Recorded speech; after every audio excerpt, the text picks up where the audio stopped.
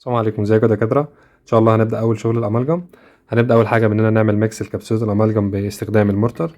دي الكبسولة اللي بيكون فيها البوتوم من فوق كده، بنضغط عليه وجوه بيعمل لنا في الفاصل بين الميركوري والباودر. بنضغط عليه كده ونحطها في الامالجاميتور جوه. كام ثانية كده بيعمل لها ميكسنج تمام، وبتطلع تبقى جاهزة نشتغل بيها على طول.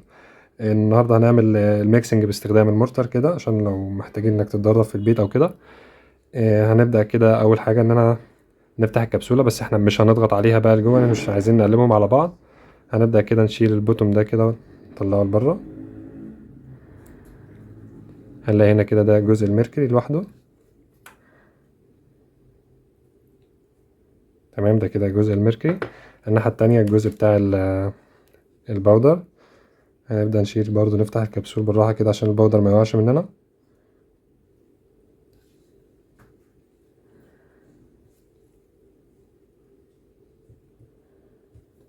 تمام، هنبدأ بقى اننا نعمل لهم ميكس كده. طبعا هو الميركوري بيكون صعب شوية ان هو يتعمل ميكسنج مع الباودر اللي معاه، فاحنا هنكون ماسكين المورتر بالطريقة دي كده والهاندل بتاعته كده، ونفضل نعمل ميكس في الجزء ده بس كده. نفضل نقلب كويس ونخلي بالنا طبعا ان الميركوري توكسيك، فنكون لابسين جلافز وبالراحة برضو عشان الميركوري ما يوقعش، لان هو بيبقى صعب شوية ان هو يختلط بالباودر اللي معاه.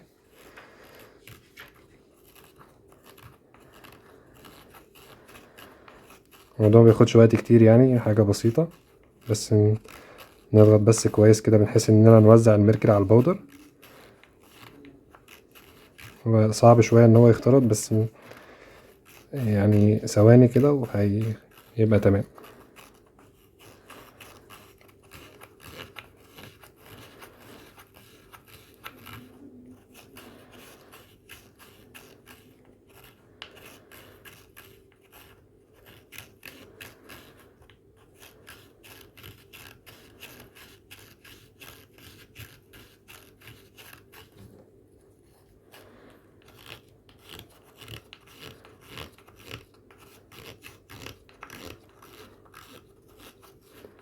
اهم حاجة بس نكون مايلين المورتر كده، بلاش اننا نشتغل عليها كلها، على جزء بس صغير منها كده عشان نعرف اننا نعمل ميكس اسرع، ويكون الميكس بتاعنا كله في حتة في جزء صغير بس كده.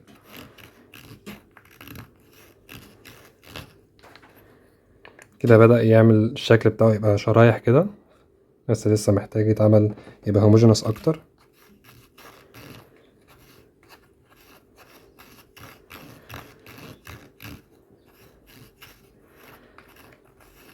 الموضوع بسيط يعني مبياخدش حاجة، بحيث اننا لو محتاجين اننا نتدرب في البيت او كده من غير المورتر، من غير الامالجاميتور، نقدر اننا نشتغل براحتنا.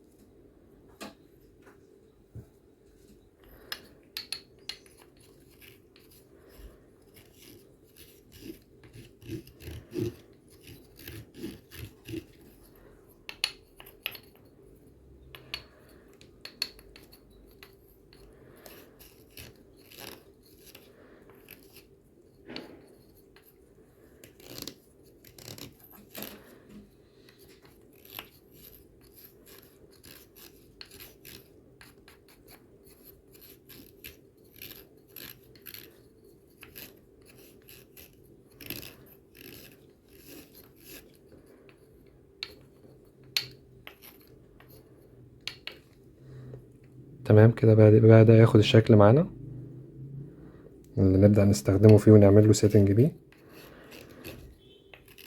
حاجة بسيطة كده كمان.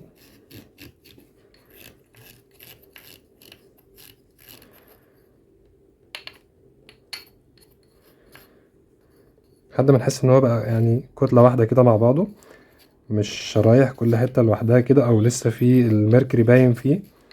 نحس ان هو بدأ يبقى هيموجينوس كله مع بعضه كده، نبدأ نطلعه. تمام،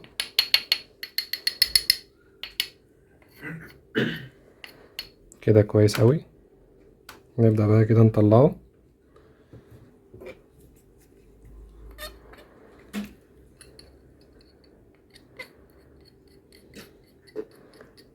هو برضو زي ما هو باين كده، باين ان هو يعني واخد شكل الشرايح شويه، مش لسه كتله واحده. فاحنا ممكن نعمله ادابتيشن كده، نمسك نضغط عليه شويه كده بالجلافز، او ان احنا ممكن لو حته شاش مثلا او منديل ممكن نحطه في منديل دلوقتي ونضغط عليه بحيث ان هو يبقى يمسك نفسه شويه. دي نحطه كده على منديل.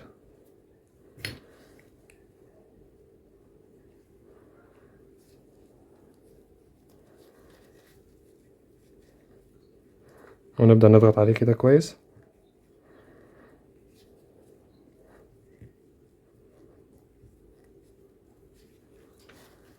تمام.